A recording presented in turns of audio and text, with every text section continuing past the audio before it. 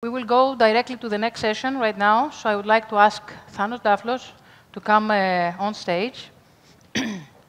So what we're going to discuss about...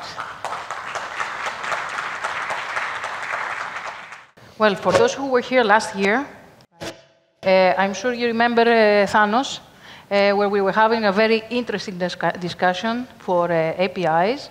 There was a session from a cash management working group. So as we did the previous one with EY, saying part 2, we're going to go part 2 here as well.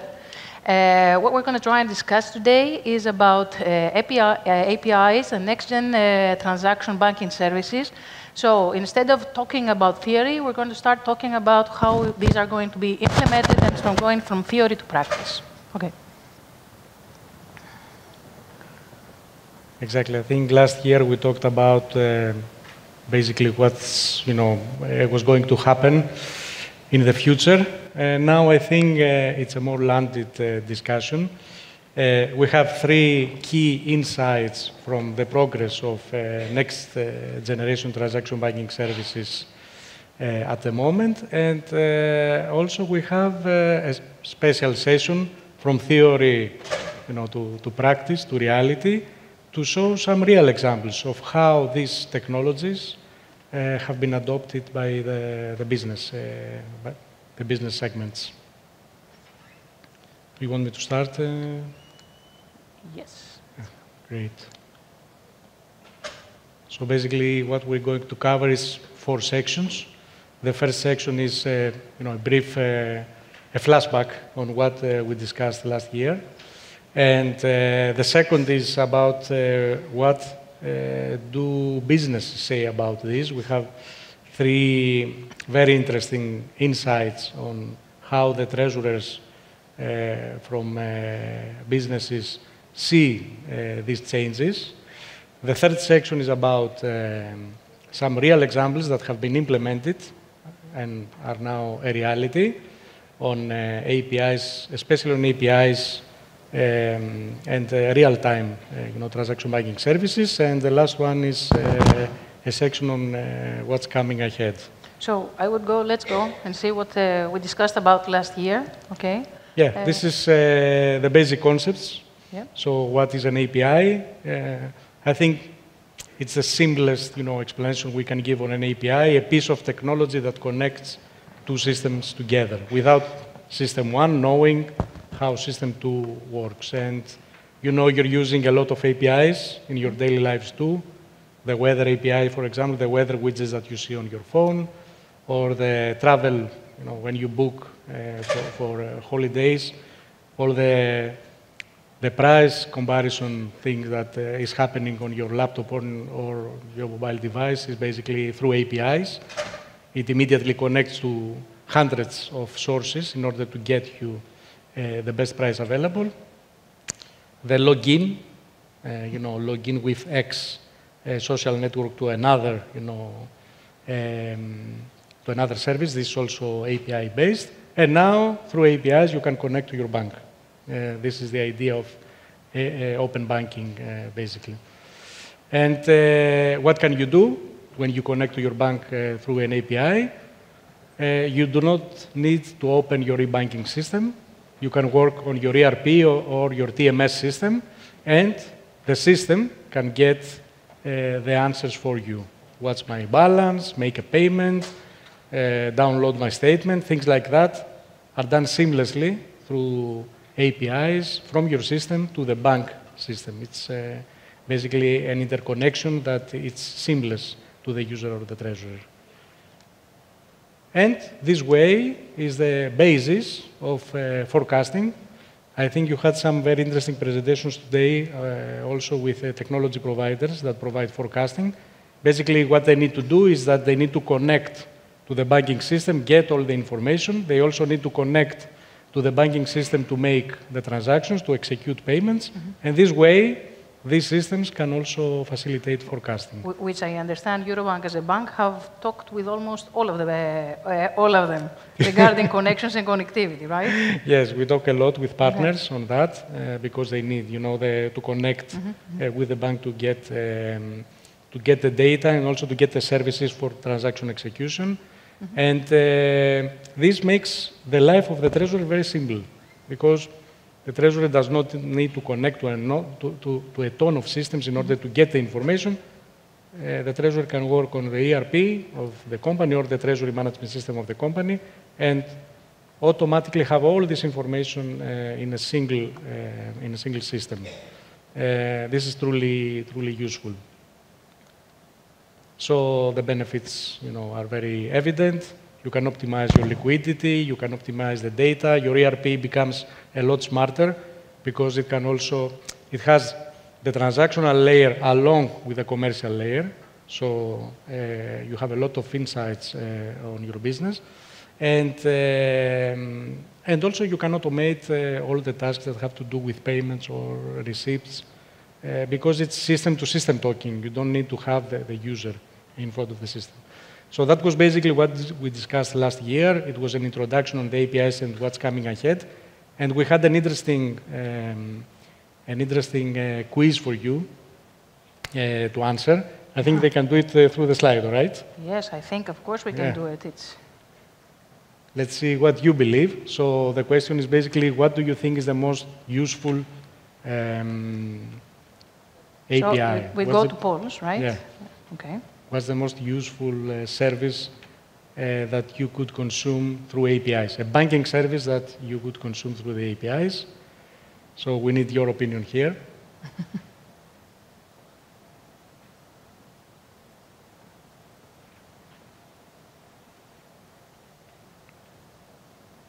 Wow.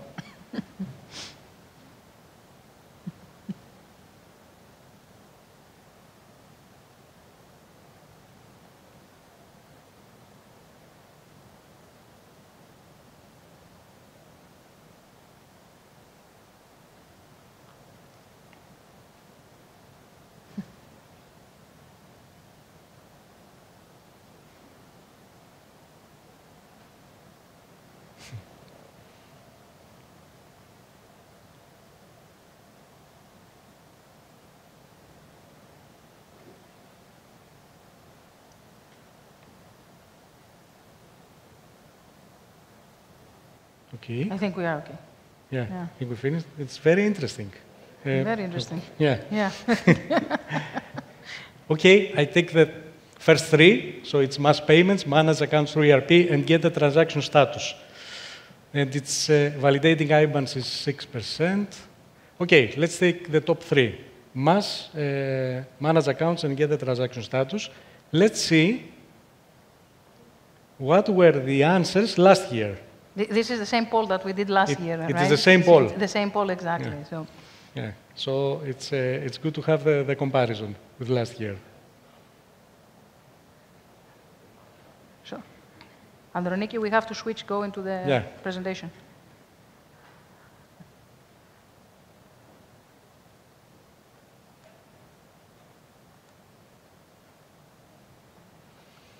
So, mass payments, manage account through ERPs, top two as last year, but the get the transaction status, it was the last one last year, and now it's third. Third one.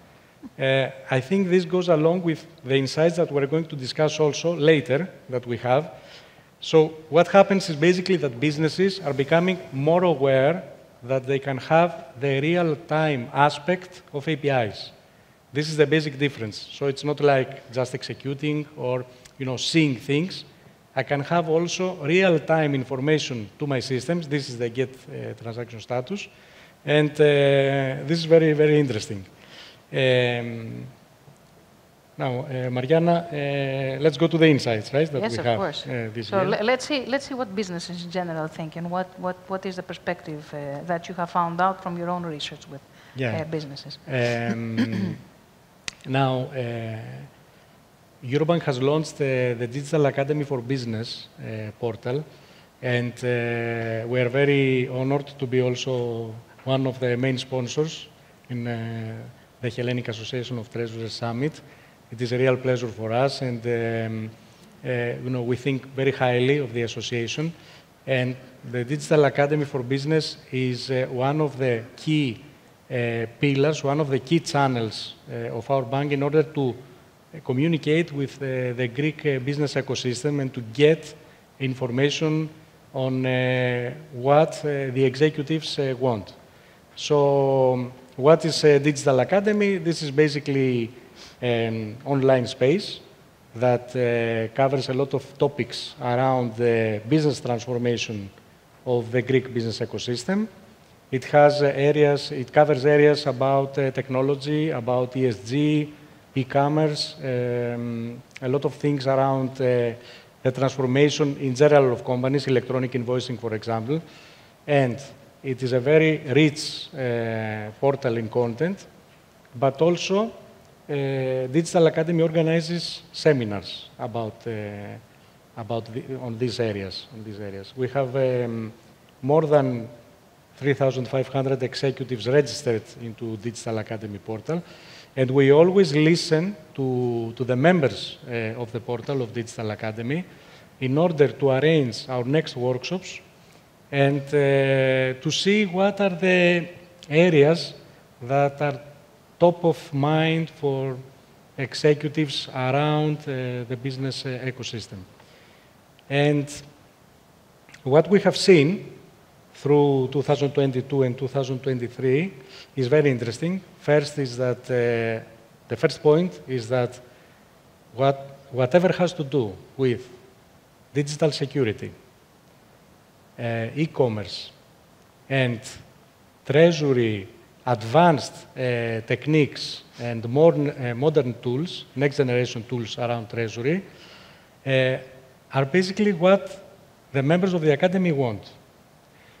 So, more than 68% of the sessions organized in these 2 years in Digital Academy space were about these areas, and these sessions attracted more than 70% of the participants. So this shows clearly a path towards automation, how to use technology in order to get my treasury operations optimized, how to take advantage of e-commerce, of new e-commerce, and not only e-commerce, but also reconcile the commercial activities of my business or my internet business to the transactional cycle. So this is the first key point that we have seen through our Digital Academy for Business portal. The second insight that we have comes from a study that we conducted along with the Hellenic Federation of Enterprises. We have a strategic collaboration with SEV, the Hellenic Federation of Enterprises, and we have established together basically a digital transformation observatory to see the trends around the businesses. We conduct a study every 2 years on how the Greek businesses embrace technology and transformation. And the recent study, 2023, it showed that it is a study that we survey about 200 companies from small, medium, and large companies in Greece. And the recent study showed some very intriguing results. The first is that 85% of Greek businesses rely on an ERP. So the concept of having an ERP to manage my business is a kind of established in the Greek ecosystem. But only a fraction of this percentage has a complete supply chain management system, which shows that the basis is there, but the more advanced tools in order to have my treasury operations optimized is not there yet. So the percentage of SCM is low. The thing is that 53% of the businesses that were participated in the survey have very ambitious plans for further investments in technology for the upcoming period. So that shows clearly a path. The path that Greek businesses go to automation. They want to use technology in order to optimize the processes, especially whatever has to do with financial tools and treasury operations. And this is, the way forward. This is what basically the business said. along with this digital transformation observatory that we facilitate with SEV, we also have soft launched a tool, the Digital Maturity Tool in the Digital Academy, and it's going to be available to all businesses until the end of year, where in 5 minutes, every company in Greece can have an assessment on how it has embraced technology into the everyday company life. So these results will also mingle with the results of the survey, of the digital observatory survey, and this way we will have an ongoing survey happening online, except the 2-year regular survey, the big survey that we do with ACV. Okay. I know that most of us already expected that, that Greek businesses move towards to transformation and especially using technology to optimize, but we also have the proof there that this is also in the radar. So let's start and move a bit from theory to practice, right? Because we hear about APIs, we hear about everything. I mean, in Digital Academy, the session we did, you discussed that you will have some very interesting facts for us this time.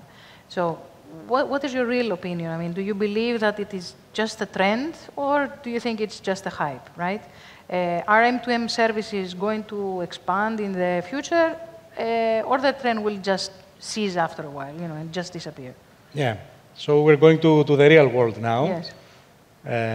It's things that we're going also to discuss with the Hellenic Association of Treasury. So the question is basically, are we still in the lab? This is the most important question, if we are still in the lab.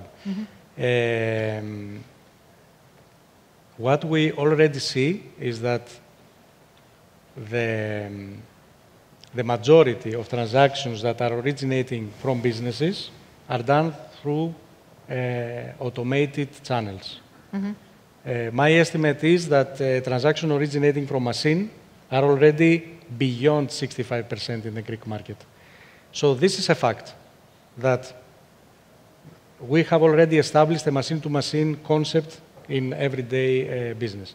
ECB tells the same, because the rise of machine-to-machine transactions is going to be addressed because of the rise of Internet of Things session.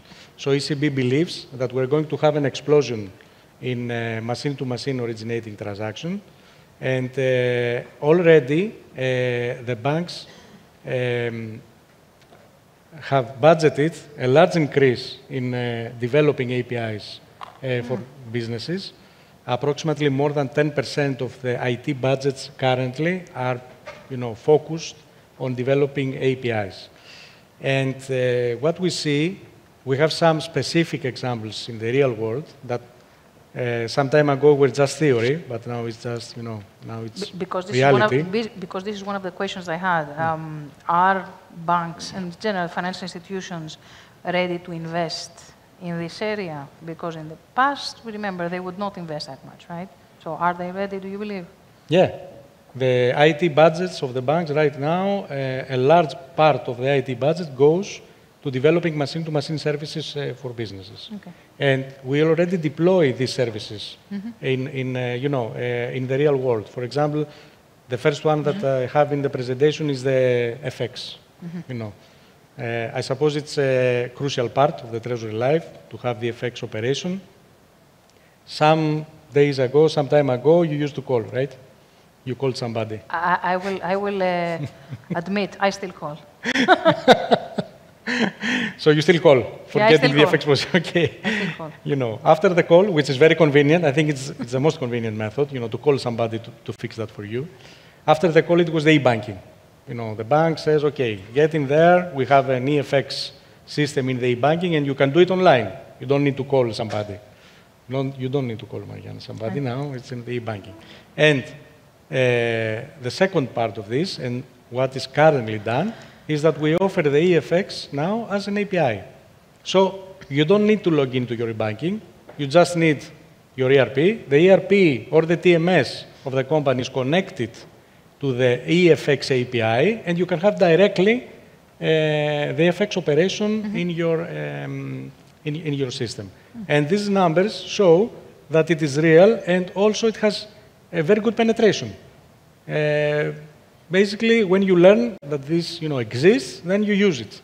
It's because it's seamless. It's easier to have one system to work and not having to log in to multiple platforms.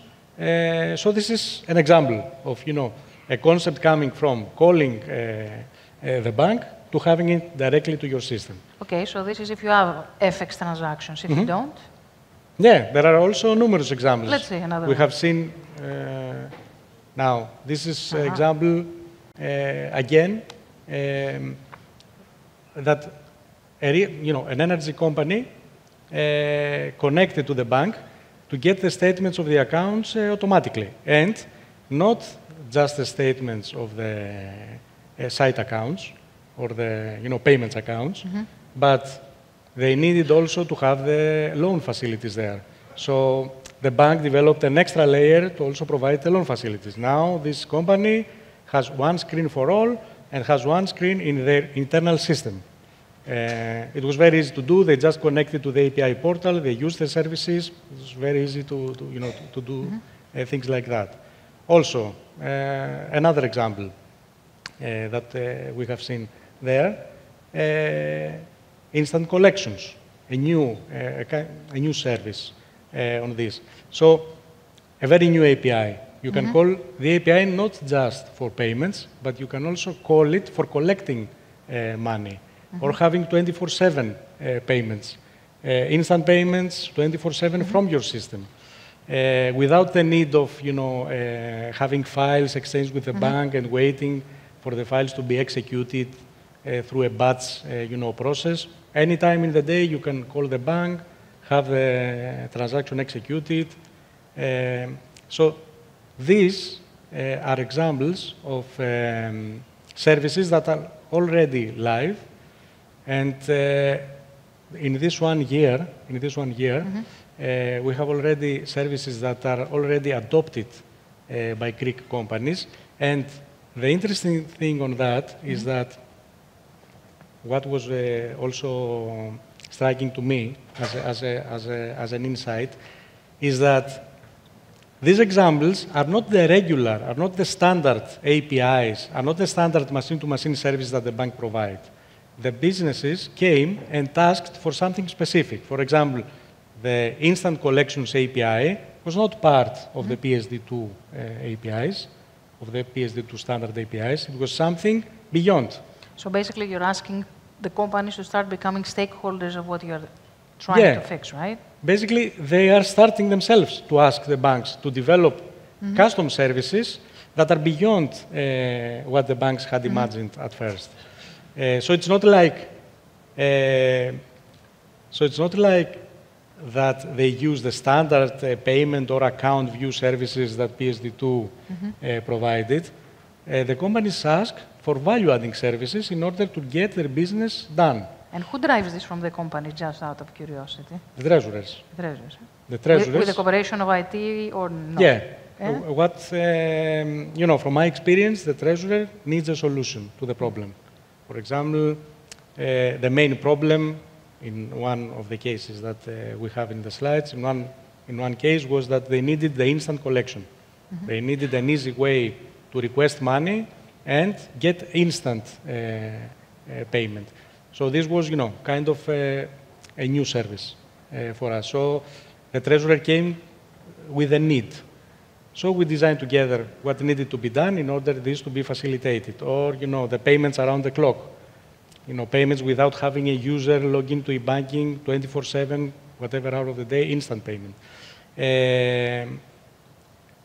And what I had seen through this conversation was that what was already on machine-to-machine environment, for example, many of you maybe use the well-known FTP services from the banks, that you can, put a file in a specific FTP folder of the bank, and the file is executed in specific time intervals.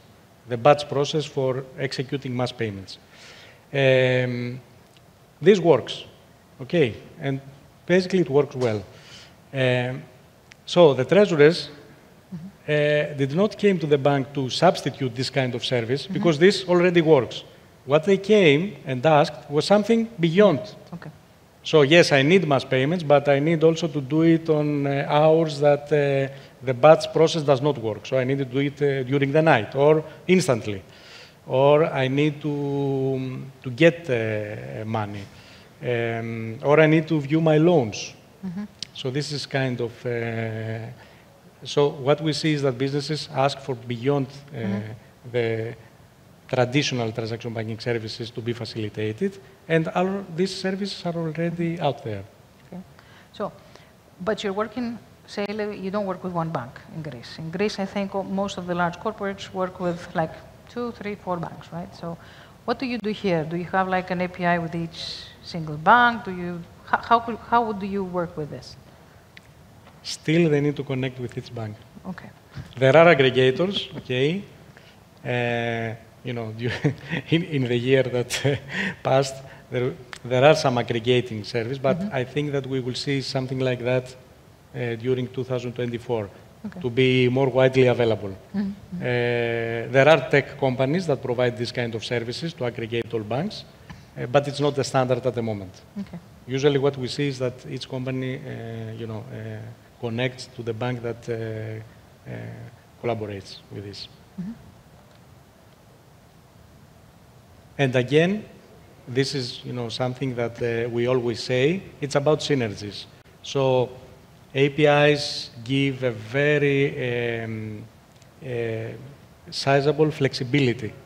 You know, you can consume services that provide the solution for your need. So synergy, work with your bank, and of course, you can find a solution, and technology will put the right elements there in order to facilitate what will solve your problem. So this is basically the idea of having synergies for developing services that suit your needs. This is the idea. So these are all projects that you are implementing. What do you see coming next? Yeah. Right? Let's try and find out what are the next ones. Yeah, there are some cases for 2024. One of them is already, we thought that it would take up in 2023, but we also presented that last year, but we see that in the next year it will also take up. The service that we see coming ahead is about value-adding services. So what we see coming is mostly data-driven services.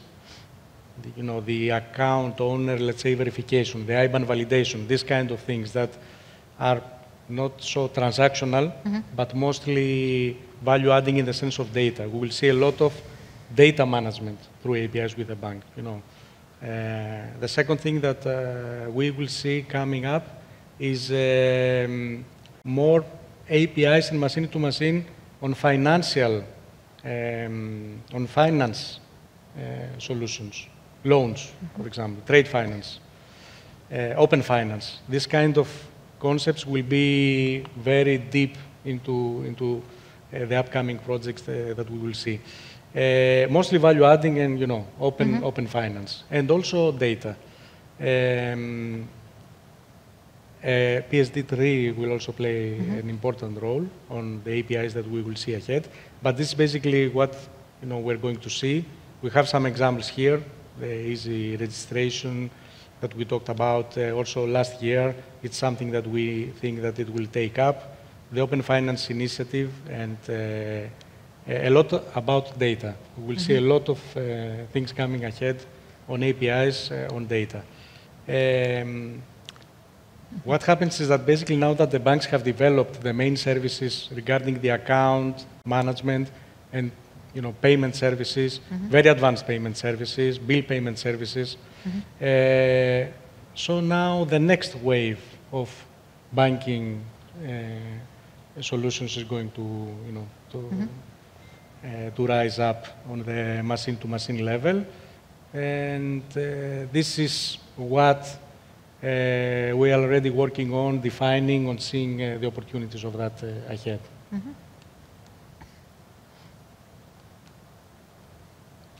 Are we going to go for the next poll, I think? Yeah. Yeah? What's your opinion on that? So let's go to Slido and go for the second poll.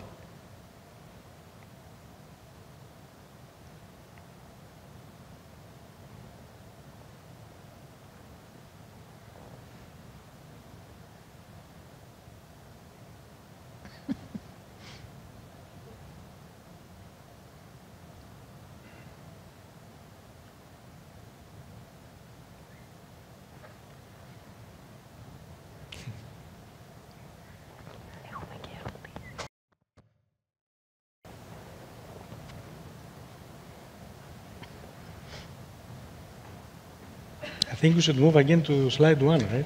Yeah? Yeah.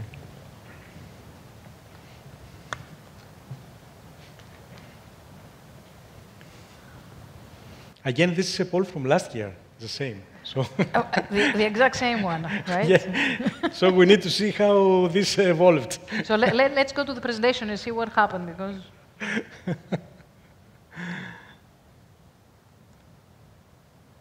Okay. Again, of course, we'll definitely use APIs larger than last year. So this is exactly what we see also, through our insights from, discussing with businesses and through our channels, that we see a lot of movement, a lot of actions in optimizing, in automating reconciliation, automating payments, automating collections, and value-adding services and custom services. This is the trend that we see also. And, I guess that, yes, this is the road ahead, the APIs. But maybe we should go back to the start. What is APIs? Because we have a small, fraction that... Slido, you mean? No. I mean, because... 5%. A small percentage, is about what is API, so maybe we can talk about it again. Well, it's not very easy because it's a technology term, basically. So, it's not very understandable from all the community. But basically, what we should think of APIs is basically touch points with the bank. Interfaces, easy to implement interfaces with a bank in order to get data from the bank or execute services from the bank. Instead of having the banking and doing it through the electronic channel, we can have the APIs and connect our systems to the bank to do it automatically. Or to do it when we are not at the office, to unattended. We don't have to have a human person there to do it. Okay. So it was very interesting, I think. So for a conclusion, we have some time for questions, right? We have 5 more minutes for questions, don't worry. But I think we could start now the questions, because I know when you start talking, they will start asking. Yeah, okay? Yeah. So let's switch to the Q&A. Okay. Perfect. So you get me here. What you want to answer first? Ah, yeah, okay. The first one is very difficult. Okay. Okay. Common standards. For standard APIs, which is basically executing regular standardized payments and getting account info, the APIs are standardized from all the banks in Europe. Custom APIs, and what we have seen today is that you basically ask for custom APIs. It's not the standard that you use. You ask for more. For custom APIs,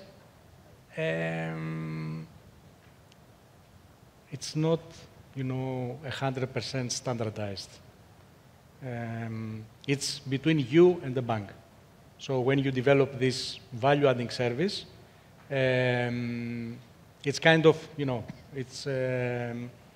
it's designed by you and the bank, so I cannot say that it's 100% standardized. Okay, maybe the technology is standardized, the language that you exchange messages with the bank is standardized, but the content and the logic behind the service is not 100% standardized.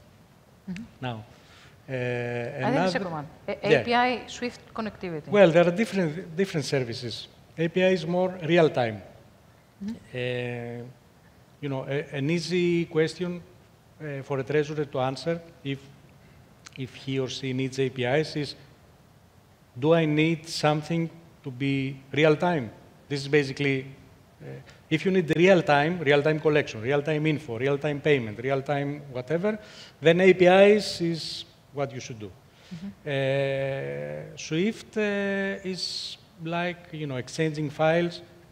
To me, it's mostly like, mass payments, that you put a file in the bank and the bank executes the same. You put a file on FileAct and it's executed through Swift. But it offers other advantages that, for example, through Swift, you can have, a reconciliation especially if you're in a group, you can have payments through all the companies in the group and things like that.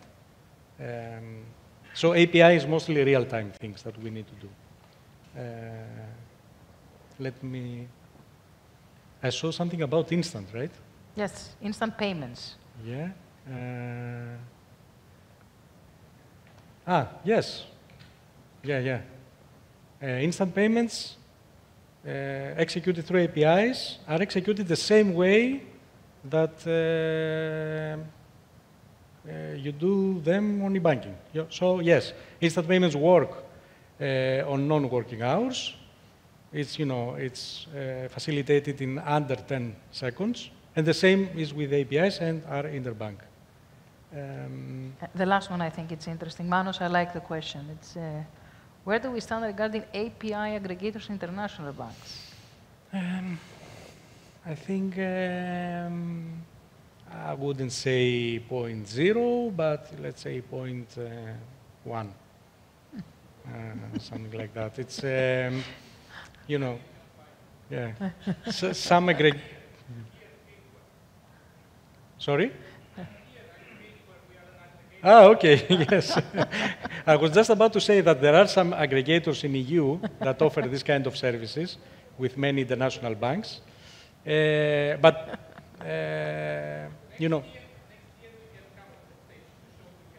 Okay, perfect. So, got it, the promise for next year. So we will have part 3 next year, okay. So I think we don't have any other questions. And this is incredible because I know Thanos, he likes usually to take a lot of questions. So we are okay, okay? Yes. Thank you. Thank you. It's an honor. It's a pleasure.